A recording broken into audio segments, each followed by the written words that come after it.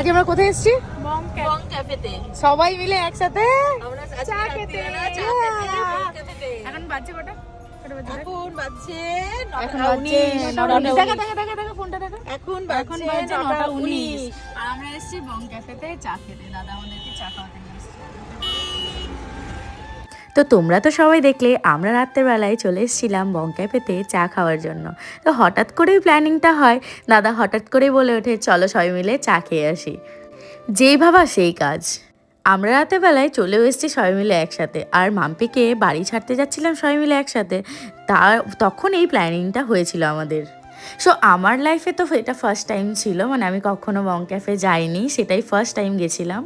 চা খাওয়ার নাম করে আমরা এখানে অনেক কিছু খেয়ে নিয়েছিলাম। আমরা কাবাব খেয়েছিলাম, মিক্স চাউমিন খেয়েছিলাম, তারপর কোল্ড ড্রিঙ্কস খেয়েছিলাম। আর সত্যি কথা বলতে তখনও আমাদের চাটা এসে আমাদের কাছে পৌঁছায়নি।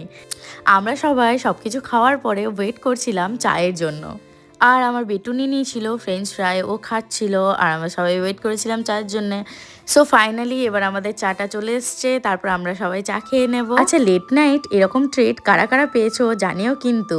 আমাদের রাইসোনার মুখটা দেখো আমার পেঁচুর মতো হয়ে গেছে। আমার বেটিও সেম অ্যাজ।